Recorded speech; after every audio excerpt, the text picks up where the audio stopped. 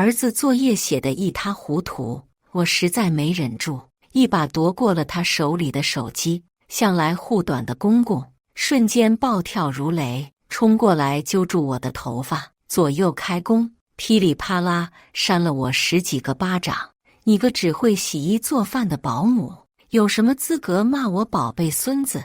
外地来的不值钱玩意儿，认不认错？老公和大姑姐呢，就跟没看见似的，不仅不帮我，还一个劲儿地逼我给公公下跪认错。我一下子就炸了。虽说平日里我性子温顺，从不跟他们顶嘴，虽说我是远嫁，在这边没有娘家撑腰，可我也不是任人拿捏的软柿子。他敢动手打我，我就敢让他全家不得安宁。大家好，开始今天的分享之前，希望你能给人间烟火点个订阅，我将会分享更多优质的内容。那天傍晚，儿子坐在书桌前写作业，可心思却全在手机上，一张试卷磨磨蹭蹭写了1个小时，连一半都没完成。我实在看不下去，轻轻敲了敲他的桌子，语气中带着几分严厉：陈小军，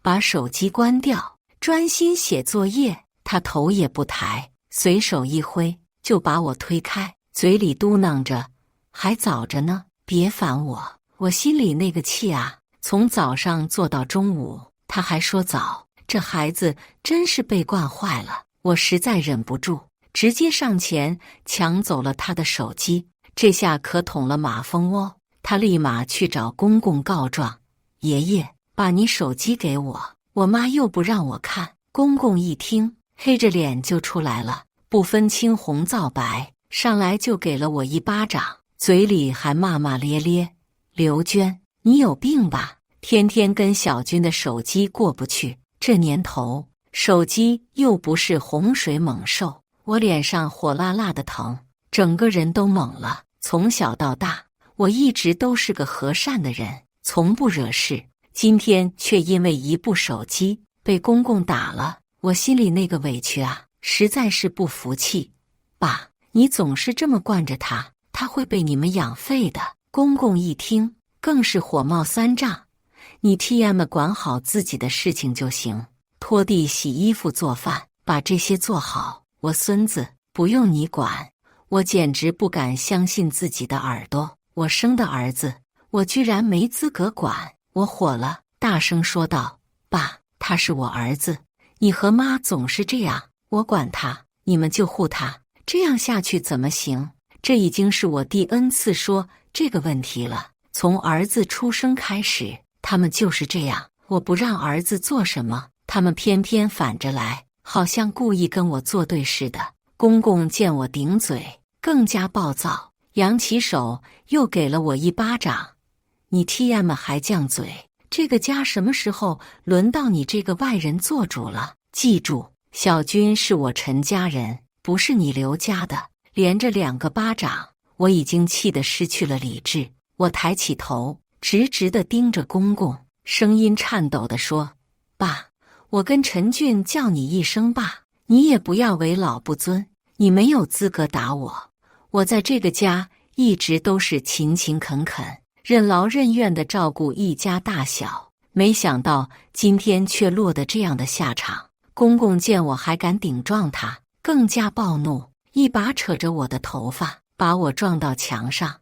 我只觉得脑子嗡嗡作响，额头上有热热的东西流下来。我伸手一摸，是血。妈，你流血了！一直觉得我讨厌的陈小军也吓到了，大喊了起来：爷爷、奶奶，妈流血了，送医院吧！婆婆站在一边，抱着胸看戏，一点没有来劝阻公公的意思，反而幸灾乐祸地说：他活该，一天天的管东管西，也不看看这是谁家，一个外地的便宜东西，在我家还不知道老实一点。公公吐了一口口水，声音更大了：今天老子就要好好收拾你，已经忍你很久了，今天让你长点记性，以后在家里当哑巴，少说话，多做事，知道吗？我摸着额头热热的鲜血，回想起嫁过来的这些年，我远嫁到这里，当初父母是反对的，可我就是被爱情冲昏了头脑，一门心思的要嫁给陈俊。我认为他人忠厚老实可靠，可我没想到他是老实了，他父母可不老实。只是这是我自己选择的路，跪着也要自己走完。我一直在这个家里夹着尾巴做人，从来不敢大声说话，从来不敢忤逆公婆。没想到即使这样，今天还是被公公打了。想到这些，我突然清醒过来，软弱换不来尊重，一味的躲避也换不来安稳。我摸着伤口起身，带血的手对准满是褶子的公公的脸，用尽所有力气，一巴掌还了回去。他差点被我打得摔倒在地，踉踉跄跄的，好不容易站稳，气急败坏的满嘴脏话：你 TM 还敢打我，还敢还手，我看你今天是不想活了。他恶狠狠地抓起我的头发，大声喊道：老太婆，过来帮我的忙，今天我要是不把他打服，以后他就敢在这个家翻天。婆婆听了，赶紧过来按住我的头，让我强行跪在地上。我挣扎着，可是他们两个人，我根本挣脱不开。公公疯了一样，一个巴掌一个巴掌地甩在我脸上，嘴里还不停地念叨：打死你，认不认错？鲜血越流越多，模糊了我的眼睛。恍惚中，我看到儿子在给老公打电话。我狠狠地瞪着两个老东西，声音颤抖但坚定地说：你们有本事今天就打死我，不然我一定让你们后悔，后悔今天对我动手。公公不停地继续扇我，嘴里骂骂咧咧：死外地人，我儿子娶你。左邻右舍笑了我好久，说我们家没本事，娶了一个外地的便宜东西。你 TM 还不听话，还敢顶嘴，你说我要不要打死你？不知道被他打了多少个巴掌，我脑子里面晕沉沉的，眼睛也花了，看不清东西，只有耳朵里面一句一句的谩骂声听得清清楚楚。终于，我用尽最后的力气挣脱了婆婆的控制。我站了几秒钟，抹掉额头的血迹，努力地睁开眼睛。公公打我打累了，扶着桌子喘气，婆婆在给他顺气。我终于得以喘息。几分钟后，公公还在骂骂咧咧。老公陈俊赶了回来，他看到我们都站着，松了一口气，问道：小军，你乱打什么电话？妈妈什么时候被打了？小军急忙指着我的头说：爸爸，妈妈真的被打了，你看她的头上。陈俊这才注意到我凌乱的头发遮盖下的伤口和鲜血，他急忙过来扶我，问道：老婆，你没事吧？我撩起头发，露出还在渗血的伤口，反问道：你觉得这个没事吗？我看到他慌了一下，转身看着公公，说道：爸，你怎么能动手？他话还没说完，公公一把把他推开，骂道：滚开！还不是因为你没用，老子教你多少次了，对女人就不能心软，该动手时就动手。老话说得好，3天不打，上房揭瓦。你就是不听，天天惯着他。好了，现在都敢跟我顶嘴了。陈俊回头看了看我，问道：你真顶嘴罢了？我再也忍不住怒气，咆哮道：他打我，我还不能说2句了，我就该立正站好，乖乖的给他打。陈俊马上接着说：不是，老婆，咱爸是长辈，他教训一下我们也是应该的，你不应该顶嘴。陈俊永远都是这样，不管任何时候，只要我和他父母有了矛盾，他总是毫不犹豫地站在他父母的那边，第一时间指责我，找我的原因，从来不会关心我，问问我为什么。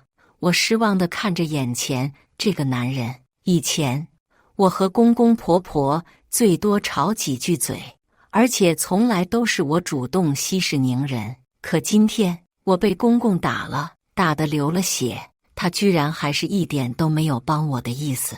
我愤怒地甩了他一个大巴掌，说道：“陈俊，离婚。”他紧紧皱着眉头，说道：“老婆，说什么气话？过得好好的，离什么婚？好，他居然认为我们过得好好的。”我质问道：“哪里好？被老头子打得好，被老太婆骂得好，你告诉我哪里好？”他支支吾吾地说不出话来。公公休息好了，看到我打了他儿子，又炸毛了，比刚刚还要凶地推开陈俊，骂道：“你 TM 打了我孙子，还敢来打我儿子？谁 TM 给你这么大的胆子，在我家作威作福？”哈哈哈！我笑了，真的笑了。我反问道：“怎么，你还想打我吗？”他举起手，骂道：“对，你 TM 的就是贱，老子不打死你，对不起你这张贱嘴。”他手还没放下来，我先一步，直接拿起桌子上的杯子砸在他的手上，哐当一声，杯子掉在地上，碎成了渣。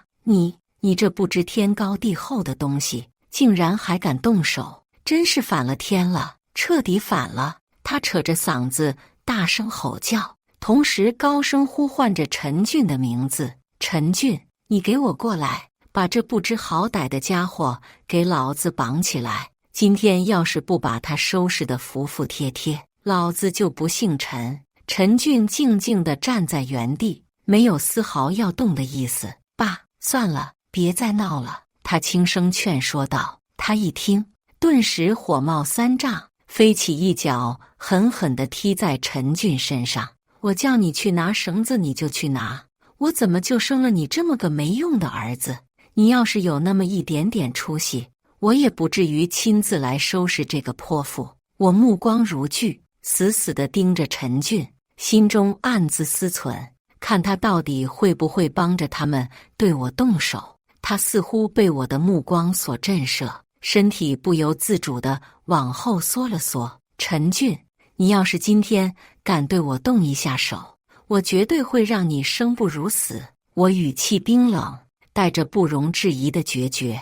他看看满脸怒容的公公，又看看我，犹豫再三，最后还是小声地喊了一句：“爸，您消消气吧。”公公被他的话气得暴跳如雷，唾沫星子四处飞溅，破口大骂道：“你 TM 的真不是我亲生的，连自己老婆都管不住。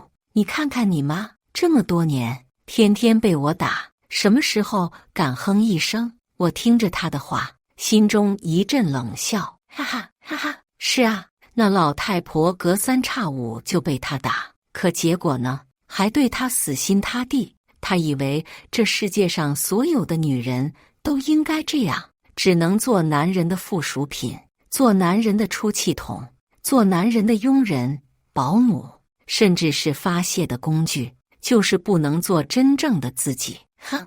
我今天就要让他知道，女人并不都是老太婆那样的，女人也是独立的个体，有着自己的尊严和人格。我不打算等他们先动手，也不指望陈俊会帮我，我要自己动手。我毫不犹豫地冲进厨房，我要把我这些年所受的委屈一点一点地讨回来。公公看到我往厨房里面跑，心里已经猜到了我的意图，急忙大声喊道：“陈俊，赶紧抓住他，快点！”陈俊这才反应过来，一个箭步冲上来，一把抱住了我。“老婆，别冲动，千万别冲动啊！”他焦急地劝说着。我用力地踢他、踹他，大声吼道：“陈俊，你最好赶紧放开我，不然我连你也不放过！”可他抱得更紧了，嘴里还不停地说着：“老婆，别生气，他是咱爸，你就大人有大量，别跟他计较了。”我气得浑身发抖，破口大骂：“原来被他们骂的时候，你叫我不计较；被他们阴阳怪气侮辱的时候，你也叫我不计较。好，我都听你的。想着他们年纪大了，脑子糊涂了，我不计较。可今天他打我了，陈俊，你看到没有？我被他扯着头发打了10几个巴掌，你还叫我不计较？你是把我当成绝世圣母了吗？滚！我拼尽全力，一脚狠狠地踢在陈俊的裤裆里。他吃痛之下，终于松开了我。我看准时机，迅速冲进厨房。这厨房我最熟悉不过了。我把刀紧紧地握在手里。公公、老太婆和陈俊都站在厨房外面。陈俊一脸哀求地看着我，说道：“老婆，放下，快点放下，这太危险了。”公公却依旧嚣张跋扈，挑衅地看着我，大声吼道：“来啊，你还敢动刀？来，对着老子的头砍下去，我看你有没有这个胆子。”我看着这个像黑社会一样的老者，心中一阵感慨，怪不得陈俊这么老实，这么窝囊。结婚后我才知道，他是一直活在公公的阴影之下。我挥舞着手中的菜刀，公公以为我会砍他，可他错了。砍他虽然能让我出口气，但也会把我自己搭进去。我还年轻，还有大把的人生等着我去享受。我不能因为一个老头子毁了我的后半生。公公看出我不会动手砍他，变得更加嚣张了。垃圾！叫你砍都不敢，快点给老子把刀放下，过来跪下给老子认错，老子就当今天的事情没发生过，你还可以继续在家里好吃好喝，要不然看你 TM 的离了我们家还有没有人要。我看着他那自信满满的样子，心中一阵冷笑。我握紧手里的刀，越过他，径直朝着他的房间走去。我不会动他，但是我会动他最心爱的东西，他房间里面收藏的那些古董花瓶、值钱的画作，还有他悉心照顾、看得比自己命都重要的兰花，我一个都不会放过。我见一样砍一样，他的房间很快就被我砍得满地狼藉。公公捂着胸口，气得喘不过气来。你不要动我那些东西，不要动，不准动。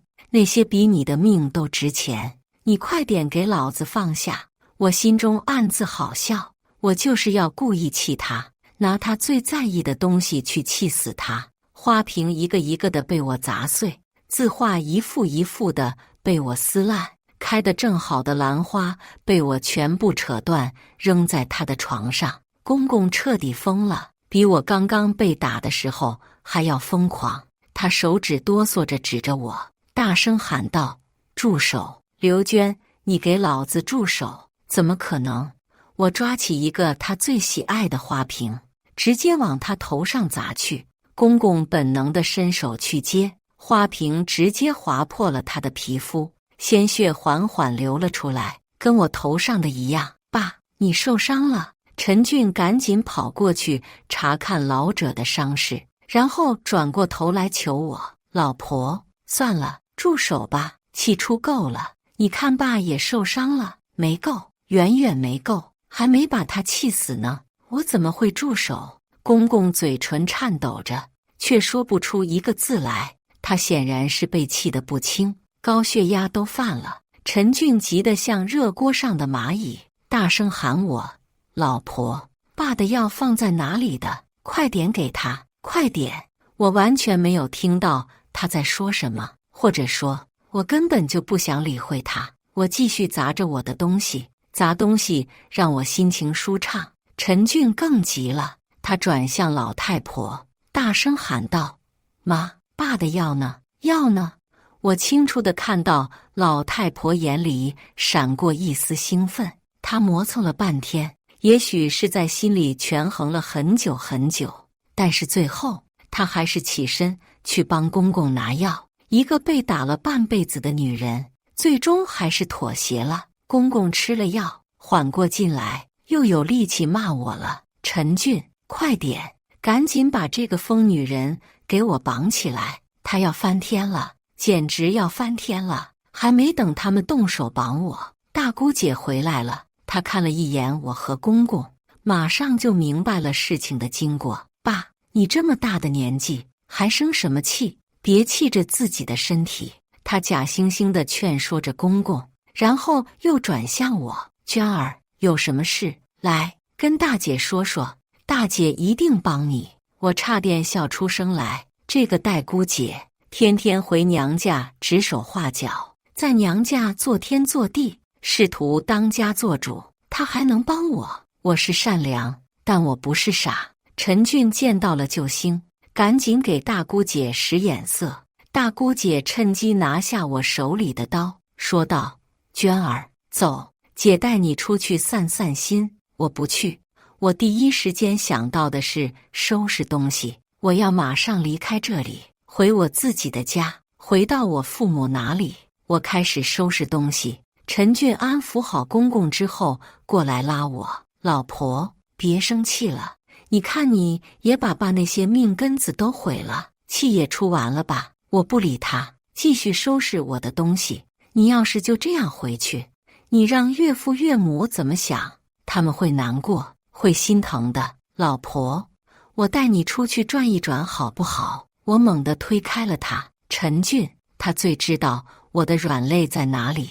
我远嫁他乡，父母本就担心不已，所以我从来都是报喜不报忧。无论我在陈家受了多大的委屈，我都从来不说，说了只会让他们更加担心，却毫无办法。陈俊他深深地知道我这点，然后他现在居然用这一点来拿捏我，我快要疯了。老者打我，我只是气愤、愤怒，可陈俊他拿这一点来威胁我，这让我无法忍受。我直接一脚踢在他的裤裆上，怒吼道：“陈俊，滚，滚远一点！永远不要让我看见你！”他还一脸委屈地看着我，说道：“老婆，你和爸闹矛盾，又不是和我，你不能拿我撒气啊！而且我还是向着你的，你就消停了吧。”看来刚刚那一脚还没有把他踢得清醒。我继续扬起手，一个巴掌狠狠地扇了过去。刚好在门口的大姑姐看到了这一幕，她没好气地瞥了我一眼，然后拉开陈俊，说道：“阿俊，你就是没什么出息。爸说的对，娟儿，也不是我说你，一个男人，你动不动就对他动手，这样像什么话？我真是觉得好笑至极。明明这是我第一次打他，他什么时候就看到我动不动手了？而且男人不能动手打，女人就能随便打吗？谁 TM 的定的规矩？”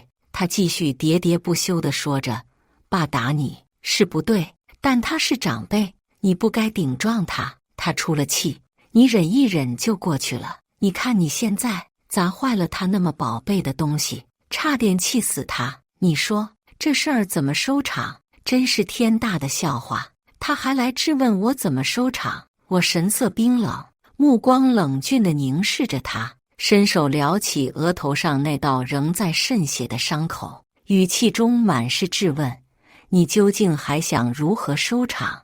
我被他狠狠扇了10几个巴掌，难道连还手的权利都没有吗？他只是随意地瞥了一眼我的伤口，满不在乎地说道：“就这么点小伤口，又死不了人。他可是你公公，年事已高，你一个年轻力壮的，何必跟他一般见识？要我说啊，你就去给爸道个歉，认个错，这事儿不就过去了吗？”他接着劝道：“我再帮你在爸面前美言几句，他那些古董字画，少说也值带几10万呢。你再拿出点钱来赔给他，说不定他气就消了。”听到这话，我差点笑出声来。其实我心里跟明镜似的，老头子那些所谓的古董字画，没一件是真的，可他却固执地认定全是真品。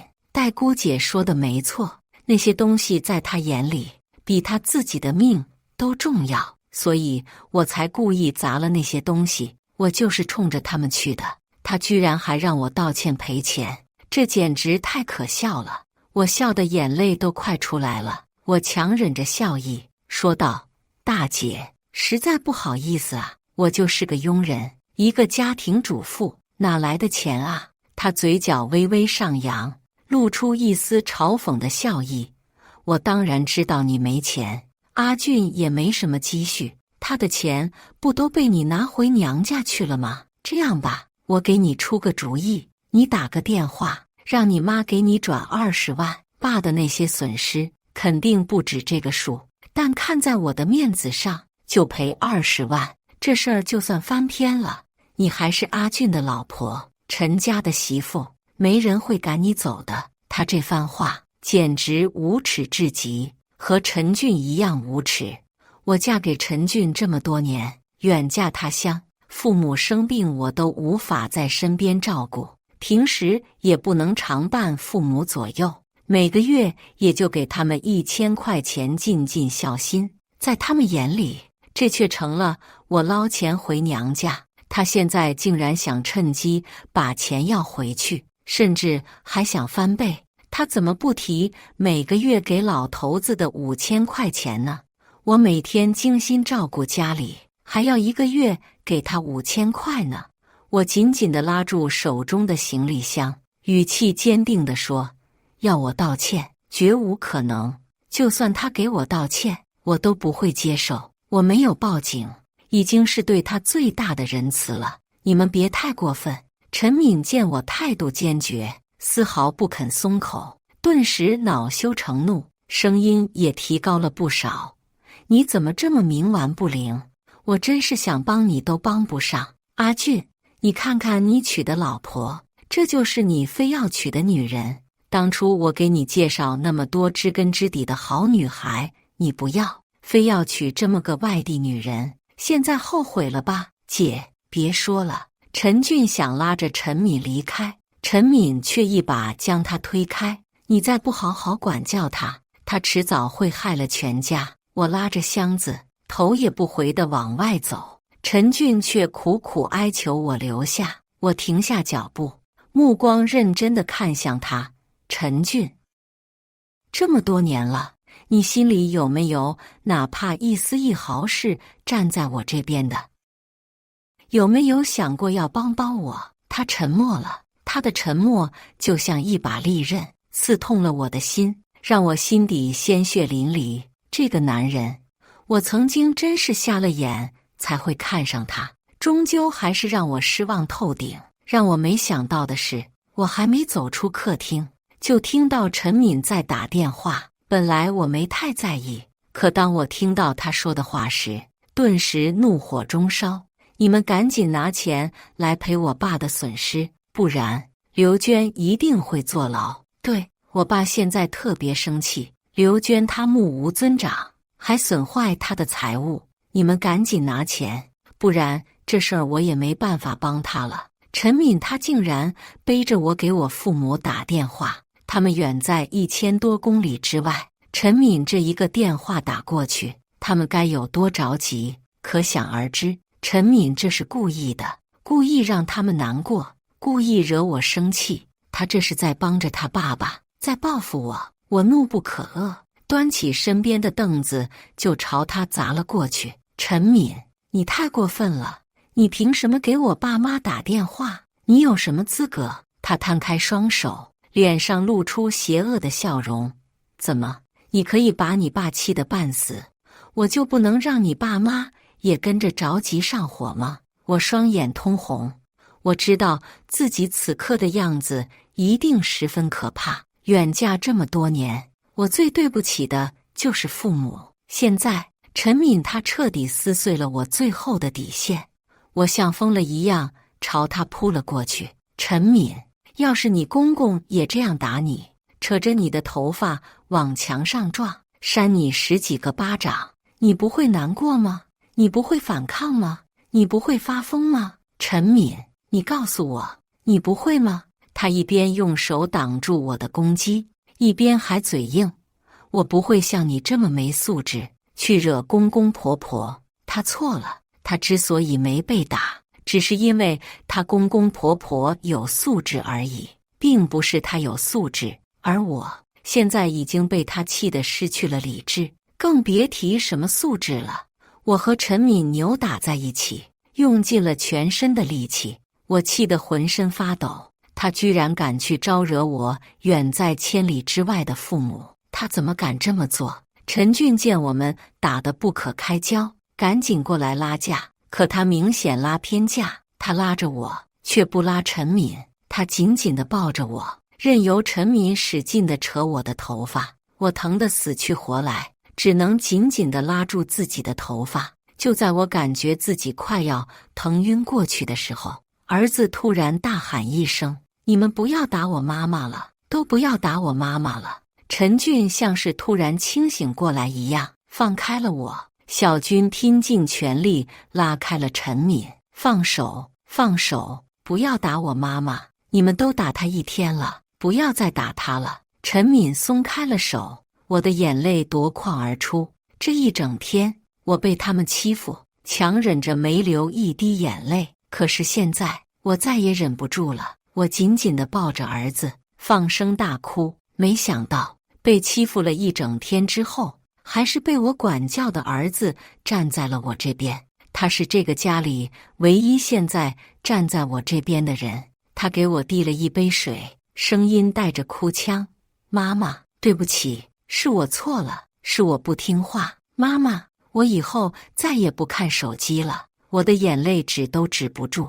陈俊试图靠近我们，可儿子挡在我面前，死死地守着。小军，你让开！我让妈妈回房间。不让。陈俊叹了口气，无奈地说：“我是你爸爸，你看到了，我没有对你妈妈动手。”小军哭得更厉害了，声音哽咽：“可你帮着姑姑，你拉住妈妈让她打。爸爸，是我错了，是我的错，我不该不听妈妈的话，我不该去找爷爷告状。”我心里五味杂陈，不知道该高兴还是该伤心。我的儿子，平时只知道惹我生气的儿子，他的心终究还是偏向了我。他是这个家里唯一帮我的人。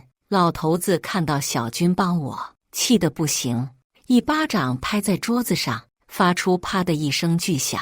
小军，你在怕什么？在这个家有爷爷给你做主，你谁都不用怕。小军被老头子吓得躲到了我身边，我紧紧地握着他的手，正准备离开时，电话响了。我知道肯定是妈妈打来的。陈敏刚刚那一通电话过去，她肯定放心不下。果然，我迅速回到房间，按下了接听键。妈妈焦急的声音从电话那头传来：“娟儿，你大姑姐说的是真的吗？你真的打了你公公？”我努力调整着自己的情绪，深呼吸了好几口之后，用尽量轻快的语气告诉他：“没有的事儿，他那个人就喜欢搞这些恶作剧。妈，你别相信他，我一点事儿都没有。”妈妈还是不相信，她要跟我开视频，我不敢开啊。现在的我脸颊红肿，额头有伤，头发凌乱得像个疯子，我怎么敢开视频？没事，妈，我手机没电了，晚点我打给你。我在快要控制不住自己情绪的时候挂断了电话。我知道妈妈肯定不会相信我的话，我一定要在她来之前解决掉这些破事，坚决不让她来这里受委屈。陈俊一直站在我面前，没说话，只是眼神祈求地看着我。老婆，算了，你看这闹得你爸妈也跟着担心，你就给我爸道个歉。他人就那样，好面子，你一个晚辈这样对他，让他怎么下得来台？你这样态度好一点的给他认个错。我就给岳母打个电话，他听到我的声音肯定就相信了。我缓缓地抬起头，眼睛死死地盯着陈俊，冷笑了一声：“陈俊啊，陈俊，枉我和你生活了这么多年，你还是一点都不了解我。我平时性格是软，但兔子急了也会咬人。今天我一定不会低这个头。我告诉你，你们这个家我不要了，你这个老公我也不要了，除了儿子，我通通都不要了。”陈俊还没来得及说话，一直在门外偷听的老头子又开始作妖了。他猛地推开我的房门，指着我的鼻子，破口大骂：“他妈的还不老实，看来是没收拾够。阿敏，给爸爸把擀面杖拿过来，看我怎么继续收拾他。”我不等他拿到擀面杖，抢先拿起一边的拖把，用力地甩在他满是唾沫星子的嘴上。死东西，来啊，谁怕谁？我倒要看看，到底是谁收拾谁。陈敏突然爆发出尖锐的叫喊声，她的声音中充满了愤怒与不满。刘娟，你到底有没有把我的话听进去？你竟然还这么执迷不悟，甚至动手打人。现在爸爸要是真的动手打你，我都不会去劝了。这一切都是你自找的。我眼眶泛红，眼睁睁地看着那位老头子挥舞着拳头，气势汹汹地朝我逼近。我毫不留情地再次挥动手中的棍子，狠狠地打在他的膝盖上。他吃痛之下，整个人笔直地朝我跪了下来，脸上满是屈辱与愤怒，哇哇大叫起来：“陈敏、陈俊，你们两个就眼睁睁地看着我被欺负吗？”他怒吼道。陈敏推了陈俊一把，示意他动手。陈俊犹豫了一下，但最终还是朝我伸出了手。刘娟，你太过分了，我之前已经给过你机会了，可你却不懂得珍惜。他边说边朝我的脸伸了过来，我心中的思绪如潮水般翻腾。陈俊啊，陈俊，你终究还是陈家的人，终究还是站在了陈家的那一边。我怎么可能傻傻地站在那里让他打呢？我猛地一棍子朝他的裤裆打去，他痛得抱着裤子直冒汗，嘴里还在不停地念叨着：“刘娟，你太狠了，你打我这里就不怕打出问题来吗？”对呀，我就是想打出点问题来啊，不然我怎么会直接对着那里打呢？陈敏见状，大叫一声，从厕所端了一盆冷水过来，直接朝我身上泼去。我眼疾手快，一脚踢在盆子上，那盆水不偏不倚的全部倒在了陈敏自己的身上。看着他那狼狈的样子，我心里不禁觉得好笑。也许是我真的疯了，我简直就像开了挂一样，以一敌三，竟然完全不落下风。可终究我只是一个人，体力有限。半个小时后，我开始感到力不从心，顶不住了。陈敏看到机会，一个箭步冲到我身边，拿起擀面杖就准备朝我的头顶打下去。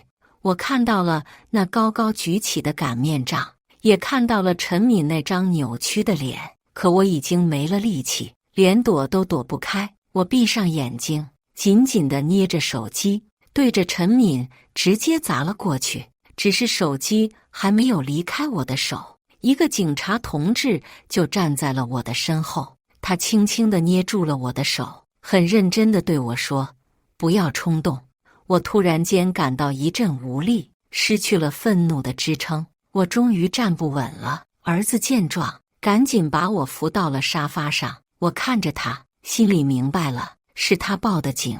警察同志看了看地上的一片狼藉，然后转向陈敏，问道：“说下吧，什么情况？”陈敏那张恶人先告状的嘴又开始动了起来。“警察同志，你可得给我们做主啊！就是那个女人，她一个儿媳妇，竟然敢动手打公公，一边打一边骂。你看，还有我爸爸这些收藏品都被她全部损坏了。你们赶紧把她抓走，让她赔钱。”警察同志看了看我，又扫了扫对面的3个人，最后他转向我，问道：“你来说，到底是怎么回事？”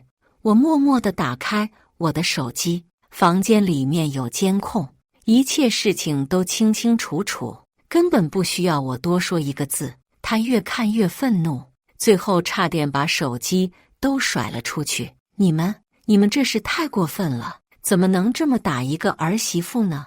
他又单独对着陈敏说道：“你还恶人先告状，你们这样太嚣张了。”陈敏不服气地反驳道：“警察同志，你可不能拉偏架啊！他一个儿媳妇顶撞公公，就是不对。”警察同志这才看向老头子，问道：“你作为一个长辈，这样打儿媳妇，你觉得对吗？”老头子仰着头，一副高傲的样子，说道：“这是我们的家事，不需要警察同志你来处理，你可以回去了。”警察同志当然不会走，他转过头问我：“要不要送你去医院？”我摇了摇头，说道：“你可以带我走吗？”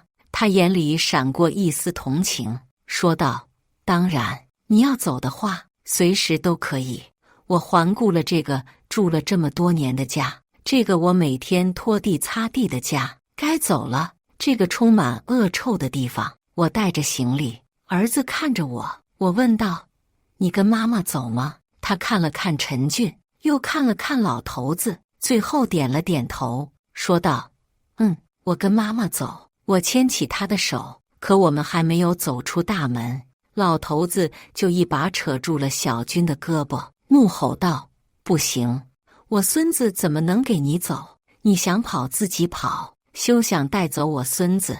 儿子拼命地想要摆脱老头子，可他拉得太紧了。陈敏也过来拉着儿子的另外一只胳膊，儿子痛苦地挣扎着。无奈之下，我放了手，但并不是放弃我的儿子。警察同志也犯难了，这种家庭纠纷，他们也不能直接抓人。儿子大喊道：“放开，放开我！我要跟妈妈在一起，我要跟妈妈一起走！”陈敏猛地给了儿子一个巴掌，怒斥道：“别喊了，你真是不识好歹！你跟他走，他能给你什么？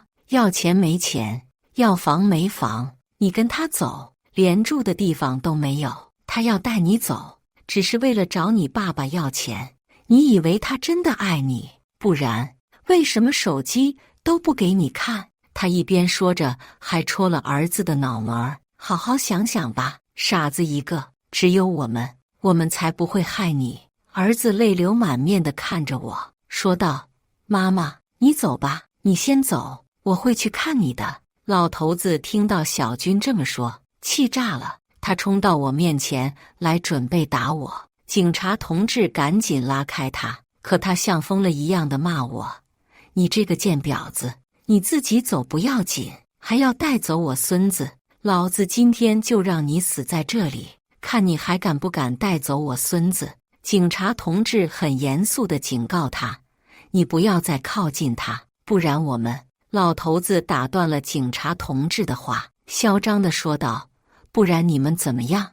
你们还敢伤害我吗？告诉你，我60岁了，打死你们都不用坐牢。”他得意的样子让我冲破了警察同志的屏障。他一次一次地挑衅我，我愤怒的已经失去了理智。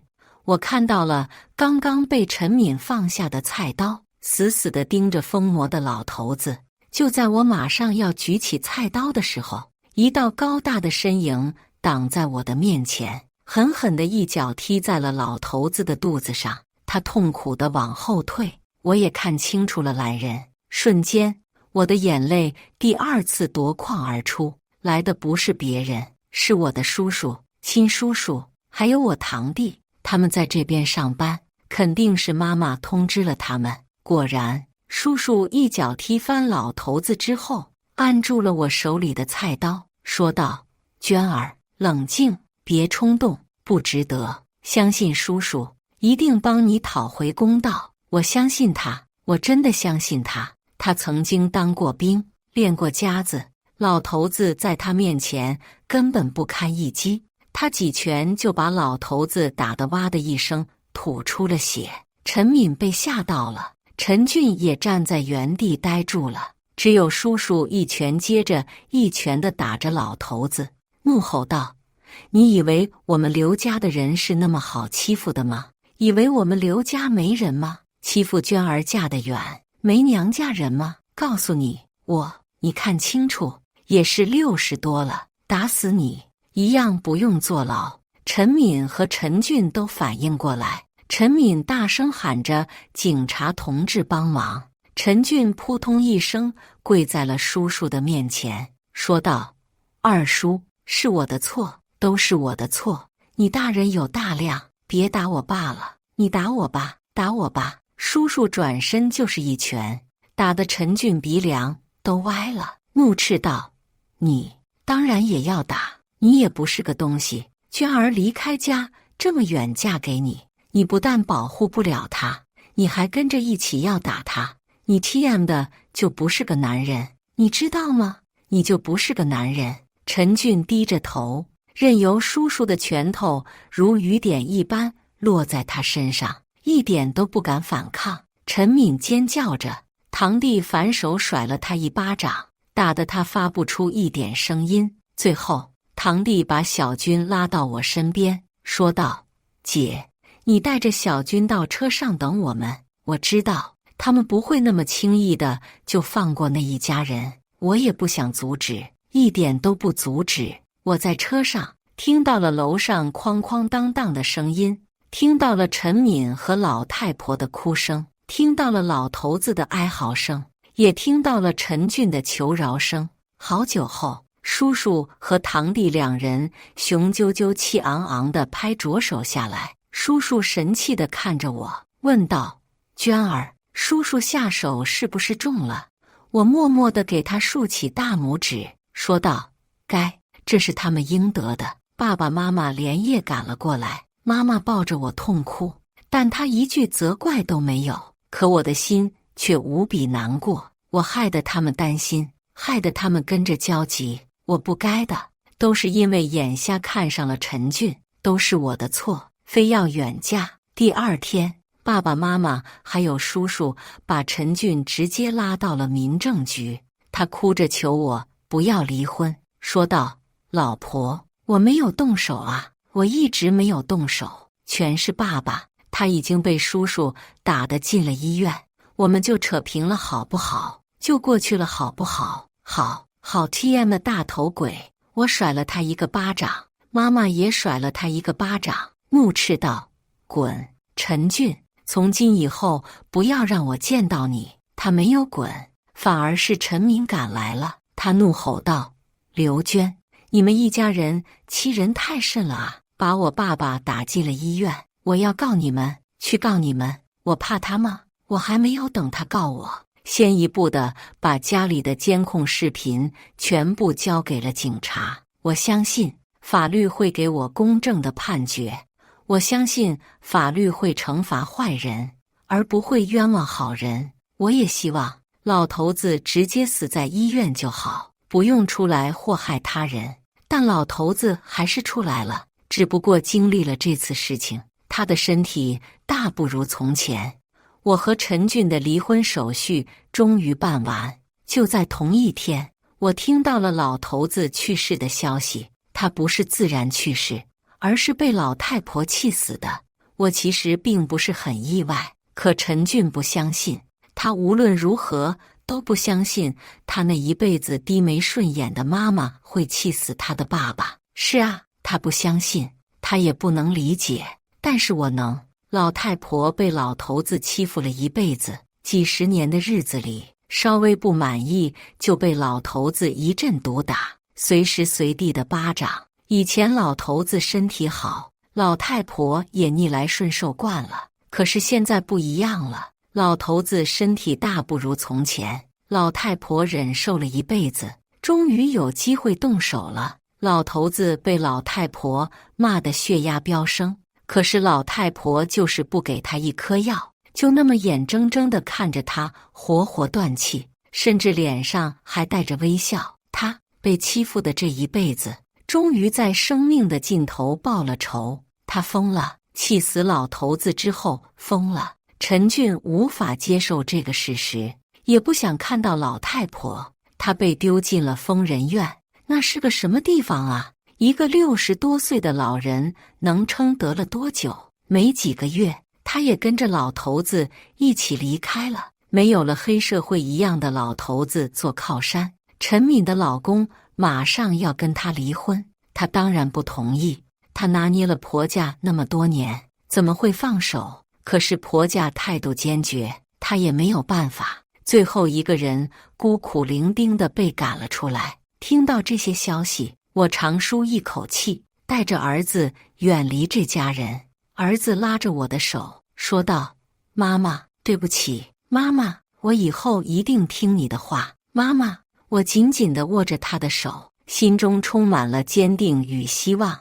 以上就是今天分享的故事，大家有什么想说的、想吐槽的，欢迎在下方评论交流。也更希望能给人间烟火点个订阅，我将会分享更多优质的故事内容。